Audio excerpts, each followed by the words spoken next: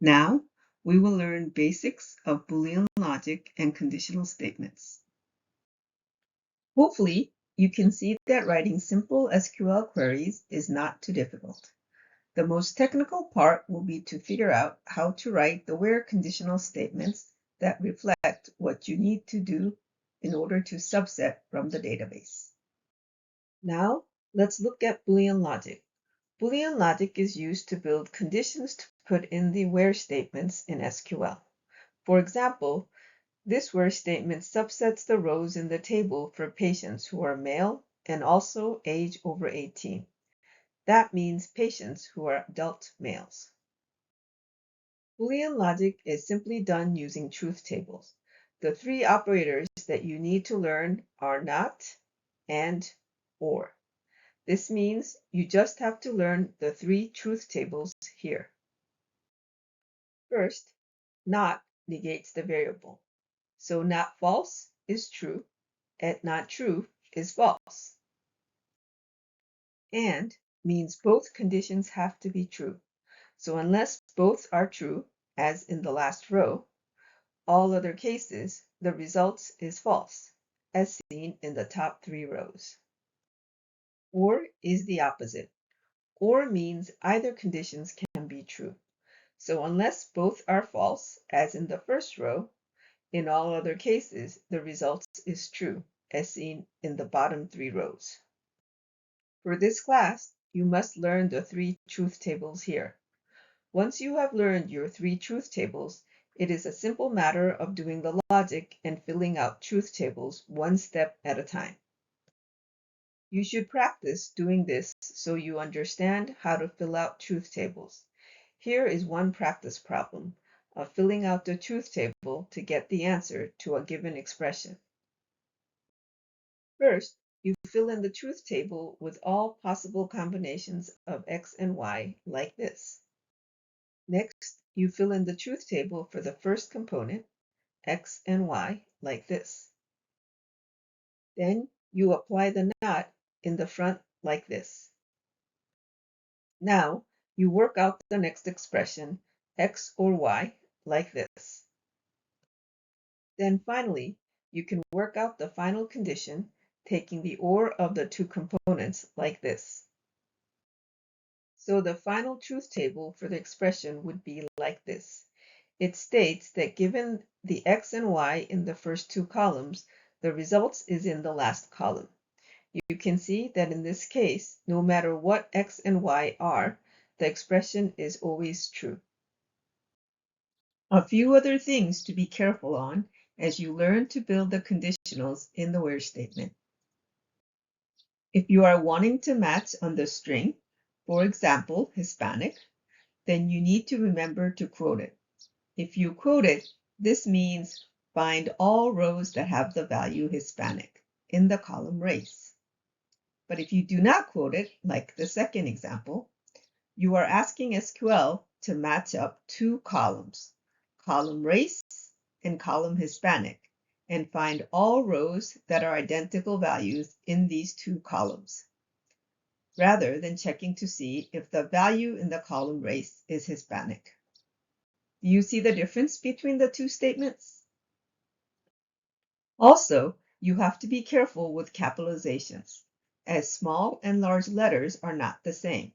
So the two conditionals here will give different results, where the top condition will only return rows that use the large H, while the bottom condition will only return rows that use the small h. Can you tell the difference between the three statements now? Let's look a bit deeper into variables and data types to understand how this works. Once you understand what a variable is inside your computer, it will be much easier for you to understand how to build correct conditional statements. A variable is a user-defined name to represent the piece of memory for storing values. It consists of 5 elements. Remember the simplified little man computer? Remember, the memory is the scratch board where the computer does the calculations. The memory, which is the RAM in your computer, stores a list of variables. And each variable in memory has the following 5 elements: name, data type, size, value, and storage location. The name of a variable is how the user refers to it. It is a meaningful human-readable name. The data type of a variable is how to interpret the value that is held in the variable based on the data representation. Size is how much storage memory is needed to store the data value. It can be inferred from the data type. Value is the actual value associated with variables. It is how the variable is stored in memory. Finally, the storage location is how the computer refers to a variable. Usually hidden from users, it is used internally by the computer. For our purposes, you should think of a column as a set of variables with the same name, data type, and size with different values for each cell. Here are examples of different variables depicting each of the 5 elements of the variable. The first row is the first variable. Name is radius. Data type is float32, which requires 4 bytes to store. A float32 means that the variable can store floating point numbers, which are decimal values or fractional numbers. Floats are also called real numbers. And in this case, the value of the variable is 3.23. The second variable name is cur key. Data type is a character, which requires only 1 byte to store. A character means that the variable can store 1 letter. And in this case, the value of the variable is small k. Note, the quotes indicate that k is the value k and not a variable named k. The third variable name is first name. Data type is a string. A string means that the variable can store many letters. String data types are also called text. And in this case, the value of the variable is the letters M, O, R, G, A, N. Since there are 6 letters and each letter requires 1 byte, this variable will require 6 bytes of storage space. Again, note the quotes indicate to this computer to take the value of the string Morgan and not to be confused with a variable named Morgan, which can be indicated without the quotes. The third variable name is first name. Data type is a string. A string means that the variable can store many letters. String data types are also called text. And in this case, the value of the variable is the letters M, O, R, G, A, N. Since there are 6 letters and each letter requires 1 byte, this variable will require 6 bytes of storage space. Again, note the quotes indicate to the computer to take the value of the string Morgan and not to be confused with a variable named Morgan. This can be indicated without the quotes. The fourth variable name is width. Data type is int32. Int32 means that the variable is a large integer number with 32 indicating the size of the integer, that is 4 bytes. In this case, the value of the variable happens to be 800. In comparison, the last variable, age, is of type int8. This means that the variable is also an integer number, but only requires 1 byte of memory. You don't have to understand all the details or learn to set up all these correctly.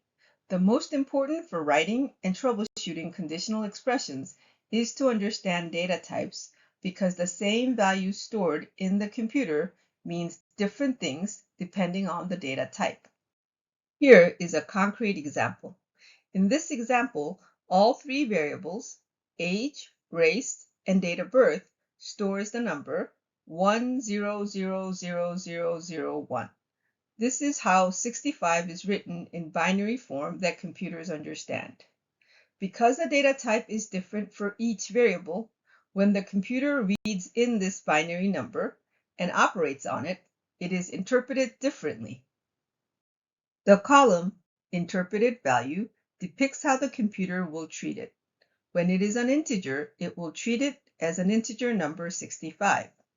When it is a character or string, the computer will look up 65 in the ASCII lookup table and treat it as the letter large A. ASCII encoding is a way characters are encoded inside a computer. It is a simple lookup table that is an agreed upon standard. Here you can see large A is encoded as 65. Small a is encoded as 97. Do you see why your computer will always treat large A differently from small a? Do you see why small a is bigger than large A? How about large B being bigger than large A? Can you imagine how alphabetizing would work using ASCII code? One confusing thing may be that character 0, which is different from the number 0, is actually encoded as 48. So when you need to communicate number 0 without the quotes, the value stored would be 0. But when you need to communicate the character 0 with the quotes, the value stored would actually be 48. Do you see the importance of getting your quotes correct? So based on ASCII encoding, the value 65 stored in the race variable, which is a char data type, is interpreted as the large letter A. Last, when it is a date, it may be treated as 1960, March 6th. Dates are more complicated because different programming languages handle dates differently and requires more attention to interoperate across different software. In SAS, a programming language often used in the health sector, the number 65 is treated as 1960, March 6th, when it is a date. This is not true in SQLite, because in SQLite, dates are treated as strings. In SQLite, if you want to build conditional statements for dates, you should quote it like a string. Here is an example of a where conditional statement for detailed date of service being smaller than 2012, February 1st. Smaller means earlier than. Note, this only works when you use the format 4 digits for year, followed by 2 digits for month, then last 2 digits for day. To summarize, try to learn to think about data types for your variables when writing conditional statements. At the basic level, at least think about, is this a number or is it a string? If it is, remember to quote strings so computers can distinguish the string value from the variable name. Also, think about how dates are treated in the system. As you use databases that others have set up, you might start to notice the data types. In SQLite, you can see them under database structures if you open up the details of any table. Check out the date of service in the visit table. What data type is it? If you can think of data types for your variables, you should be able to better write the correct conditional statements for them. It should also help you troubleshoot better when something is not working. There can be one more layer of complexity in databases. Often you have the ability to ask the computer to put a human understandable label on what the value means, and then ask the software to print the human understandable label instead of the stored value. For example, someone might have set it up so that the number 65 means 65 or older, or the letter large A means Asian. If it was set up that way, some software will just look up these labels and print on the screen these labels instead of the actual values. Although this will make it easier for humans to understand the data better, sometimes it can also confuse humans when writing conditional statements because these labels will almost never work in them. You have to know and use the actual values, not the human labels, because what you see is not what is the actual value stored underneath it, and you need the actual values for writing the conditional statements. It can be confusing. You don't have to understand all of this for class, but if you get to do more SQL at a job, this may help you watch out for things. Pause this video and read the slide carefully. Do you see why using the labels are not working? If it was set up that way, some software will just look up these labels and print on the screen these labels instead of the actual values. Although this will make it easier for humans to understand the data better, sometimes it can also confuse humans when writing conditional statements, because these labels will almost never work in conditional statements. You have to know and use the actual values, not the human labels. Because what you see is not what is the actual value stored underneath it, and you need the actual values to write the conditional statements, it can be confusing. You don't have to understand all of this for class, but if you get to do more SQL at a job, this may help you watch out for things. Pause the video and study the slides. Do you see how the labels will not work? To recap, in a computer, the data type of a variable determines how to interpret the value. So the same value stored, for example, 65, can be interpreted as the number 65, or a large letter A, or sometimes even a date, 1960, March 6th. Now, back to basics you have to learn for class. Here are the different operators you will want to know. Pause the video and review the operators carefully. Here are a few more operators that is very powerful for matching on strings, because wildcards will allow you to match approximately. If you do find yourself doing more SQL, you will want to learn these. For class, try to understand how to use the like keyword. Again, pause the video and take a look. Practice using the CumDB used in class. Let's recap the basics of conditional statements that you have to know for this class. Takeaway 1. Learn your Boolean logic tables so you can build and read conditional statements. Takeaway 2. Practice working out step by step a conditional expression. And takeaway 3. Understand variable data types as you build conditional statements.